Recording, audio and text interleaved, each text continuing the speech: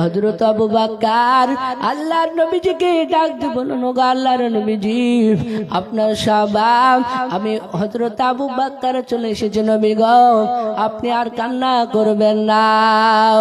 বিশ্ব নবী আমার হাউমা করে বাবজি কেঁদে যায়।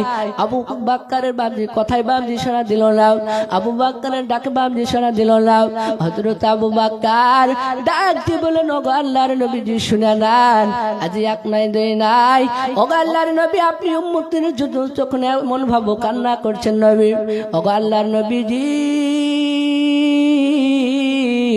শুনে নেন, আমি দুনিয়াতে আপনার কলেমা পড়ে যতদিনে আমি ইসলাম গ্রহণ করার পর যতদিন আমি ইবাদত করলাম, যত নেকি অর্জন করলাম, সমস্ত নেকিগুলো আপনার উম্মতে মুহাম্মদকে দিয়ে দেব। আপনি সিজদা থেকে মাথাটা তুলুন।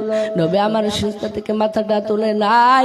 হযরত আবু বকর, হযরত ওমর ফারুক রাদিয়াল্লাহু তাআলা আনহু সেই সময় ছিলেন রে বাবা। সেই হযরত ওমর বাবজি বিশ্ব নবী থেকে বাবজি যে সময় কতল করতে গিয়েছিল, হযরত ওমর সেই সময় ওই জায়গায় বাবজি এক নাই দুই নাই, আবু জেল উতবা সাইবা বেঈমানরা বাবা তারা বাবজি নবীজির বাবজি মাথাটা কাটার জন্য তারা বাবজি একটা সভা তৈরি করেছিল। সেই মাহফিলে আওয়াজ দিয়ে বলেছিল, নবীজির মাথাটা কে কাটতে পারবে বলা। সেই সময় ওমর হাত দুখানা উঁচু করে বলেছিল, ওগো আমাদের নেতারা, সেই নবী মুহাম্মদের মাথা আমি কেটে আনতে পারবো। সাহাবারা বাবজি বেঈমানরা ডাকতে বলো, ওমর ছাড়া কাউরির দ্বারা সম্ভব হবে না। সেই ওমর বাবজি বিশ্ব নবী আমার নবীজির মাথাটা বাবজি কাটতে যাবে রে বাবা। একজন সাহাবা কিতাবে নাম লিখেছে বাবা, বিশ্ব নবীর জীবনীতে বাবজি লেখা আছে, ওই সাহাবার নাম নাইম ইবনে আব্দুল্লাহ, কেউ বলেছে বনি নাইম রাদিয়াল্লাহু তাআলা আনহু, আর একজন সাহাবার নাম এসেছে সাদ বিন ওয়াক্কাস রাদিয়াল্লাহু তাআলা আনহু। তিনি রাস্তার বাবজি ধারে বাবজি দাঁড়িয়েছিল। সেই সময় ওমর ওই তরোয়ালটা নিয়ে যাওয়ার পরে তরোয়ালটা নিয়ে বাবজি নবীজির মাথা কাটার জন্য বাবজি রাস্তা দিয়ে চলে যাচ্ছিল। আর সাদ বিন ওয়াক্কাস ডাকতে বলে, ওরে ওমর বলো বলো তরোয়াল নিয়ে তুমি এই কোথায় যাচ্ছ বলো। ওমর বলে, ভাই শুনে নাও, ওই নবী মুহাম্মদের আমি মাথাটা কাটতে যাচ্ছি। শুনে নাও, সেই নবীজি নিজের কলেমার দাওয়াত চারিদিকে যাচ্ছে। শুনে নাও, সেই নবীজির মাথা কাটার জন্য আমি যাচ্ছি। সাদ বিন ওয়াক্কাস রাদিয়াল্লাহু তাআলা আনহু ডাক দিয়ে বলেন, ওমর ওরে ওমর নবীজির মাথা কাটতে যাচ্ছ, নবীর আত্মস্বজনের বাবজি তারা যদি জানতে পারে তোমাকে ছাড়বে না। সেই সময় ওমর ডাক দিয়ে বলেছিল, রে সাদ বিন ওয়াক্কাস শুনে নাও, আজ এক নাই দুই নাই, নবীজি কি তুমি নবীর ভক্ত হয়ে গেছো নাকি বলা। সেই সময় ওমর আওয়াজ দিয়ে বাবজি বলেছিল, এই সাদ বিন ওয়াক্কাস তোকে আমি এখনই তরোয়াল দিয়ে মেরে দেব। সঙ্গে সঙ্গে তরোয়ালটা যখন আপনার বের করলাম, সেই সময় সাদ বিন ওয়াক্কাস ডাকতে বলে, ওরে ওমর ওরে ওমর আমাকে মারার পূর্বে তোমার বোন ফাতেমা আর খাব্বাবকে তুমি আগে সামলাও। বলে, কি হয়েছে বলো। খাব্বাব আর ওমর ডাক দিয়ে বলে, হযরতে সাদ বিন ওয়াক্কাস ডাক দিয়ে বলে, ওমর শুনে নাও, তোমার ভাই আর তোমার বোন ফাতেমা বিশ্ব নবীজির কলেমা পড়ে ইসলাম গ্রহণ করেছে। জোরে সোরে বলুন সুবহানাল্লাহ। সেই সময় ওমর বাবজি নিজের বাবজি বোনের কাছে বাবজি গিয়েছিল। অনেক বাবজি বড় ঘটনা রে বাবা। সেই জায়গায় যাওয়ার পর দরজার গুড়িতে যখন বাবজি যে সময় দাঁড়িয়ে থাকলো, কোরআনের বাবজি আয়াতটা বাবজি ওমর শুনতেও পেয়েছিল বাবা। সেই সময় ওমর আওয়াজ দিয়ে বলেছিল, বোন দরজাটা খোলো। হযরত ওমর ফাতেমা তো জোহরা দরজাটা বাবজি খুলতে একটু বাবজি দেরি হয়ে গিয়েছিল। সেই সময় ওমর বাবজি দরজায় বাবজি আওয়াজ দিয়েছিল। আওয়াজ দেওয়ার পর ওই দরজাটা বাবজি যখন খুললো, খোলার পর দেখলেন বাবজি আল্লাহর নবীজির সাহাবা বাবজি হযরতে খাব্বাব রাদিয়াল্লাহু তাআলা আনহু ছিলেন, ফাতেমা ছিলেন। ওমর ডাক দিয়ে বলে, বোন ফাতেমা বল বল নবীজির কলেমা পড়ে কি তোরা ইসলাম গ্রহণ করেছিস বল। ওমর বলে, হযরত ফাতেমা আর খাব্বাব ডাক দিয়ে বলে, সেই নবীজির কলেমা লা ইলাহা ইল্লাল্লাহু মুহাম্মাদুর রাসূলুল্লাহ সাল্লাল্লাহু তাআলা আলাইহি ওয়াসাল্লামের কলেমা পড়ে আমরা ইসলাম গ্রহণ করেছি। হযরত ওমর ওই জায়গা থেকে বাবা যেই সময় ওমর বাবজি ছুটে চলে আসলেন। সেই সময় ওমর ডাকতে বলেছিল, নবী গো, ওই সময় আপনার মাথাটা আমি কাটতে গিয়েছিলাম।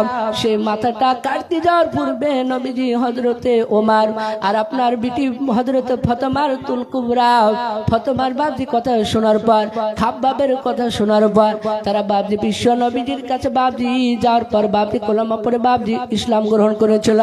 বাবজি আমার সোনা লালেরা, আল্লাহর নবীজির কাছে কলেমার বাবজি যখন পড়লেন, সেই সময় নবী আমার দোয়া বাবজি করেছিল, ওগো মাওলা, যেই ভাবু উমর আর আবু জেহেল জি উঠে পড়ে লেগেছে, আল্লাহ যোজনের দ্বারাই তাকে তুমি ইসলামের উপকার হবে, তাকে তুমি মুসলমান বানিয়ে নাও।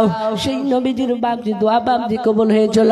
ওমর ডাকতে বলে, নবী গো, সেই সময় আমি ওমর নবী শুনে না, আপনাকে আমি চিনতে পারি না। ওগো আল্লাহর নবীজি, আপনি সেজদা থেকে মাথাটা আপনি তুলুন। হযরত আবু বকর ওমর যখন দ্বিতীয়বার ডাক দিয়ে বলেন, ওগো আল্লাহর নবীজি, আপনি আমি ওমর আপনাকে বলছি, আপনি সেজদা থেকে মাথাটা তুলুন।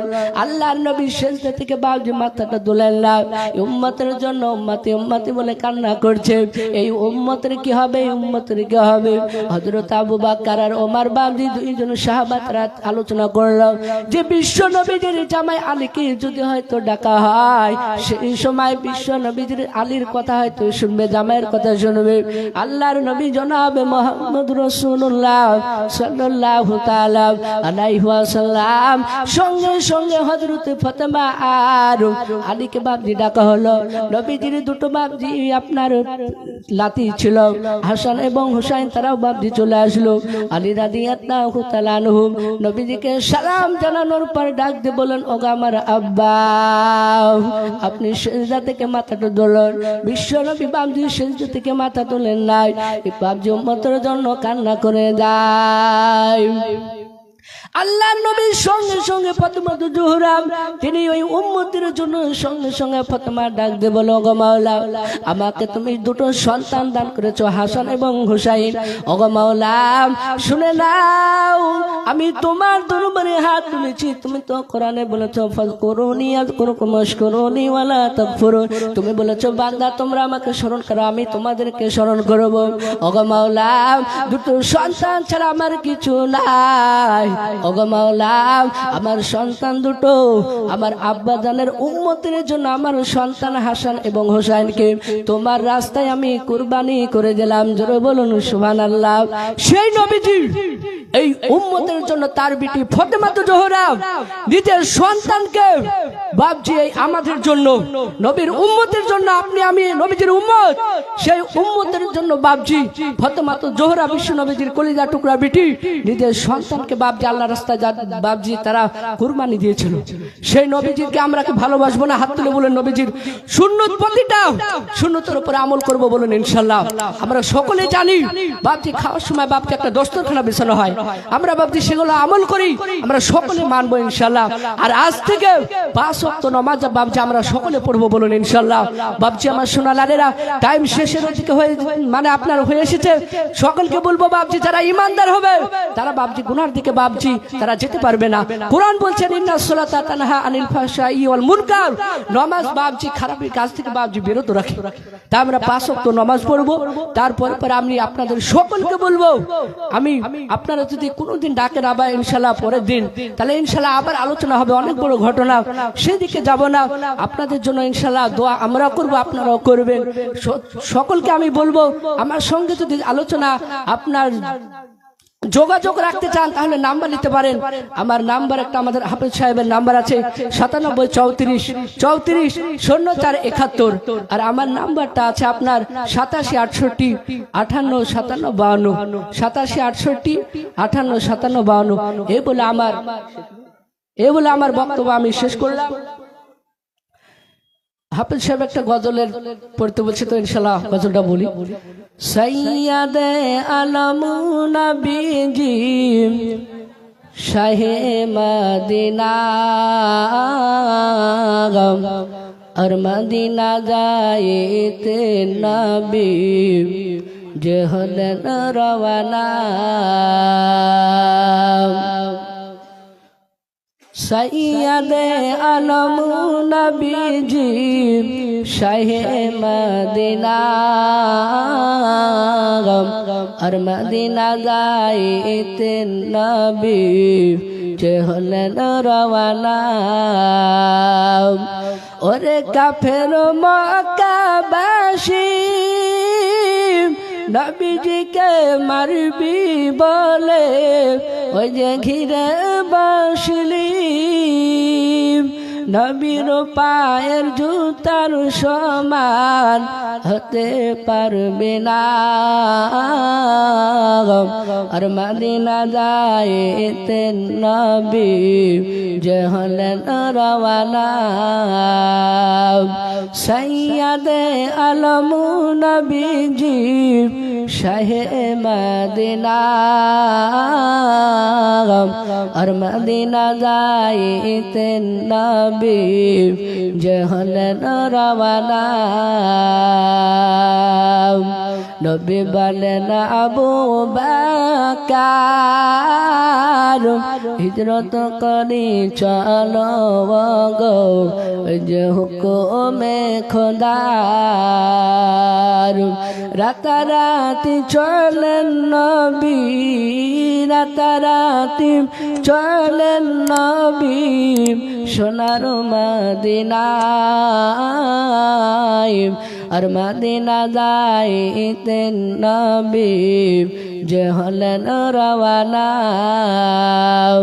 সৈয়দে আলম নবীজি শাহে মদিনা আর মদিনা যাইতে নবী যে হলেন রওয়ানা নবী বলেন আপ কোথায় যাও সকাল হলে লোক জাগবে ওই পাহাড়েতে যায় গারে সুর থেকে নবী চলেন মদিনায় আর মদিনা যাইতে নবী যে হলেন রওয়ানা সৈয়দে আলম নবীজি শাহে মদিনা আর মদিনা যাইতে নবী যে হলেন রওয়ানা আসসালামু আলাইকুম ওয়া রাহমাতুল্লাহি ওয়া বারাকাতুহু মাশাআল্লাহ খুব সুন্দর হযরত মাওলানা আব্দুর রহমান সাহেব মা খাদিজার জীবনী তুলে ধরে খুব সুন্দর ওয়াজ করলেন।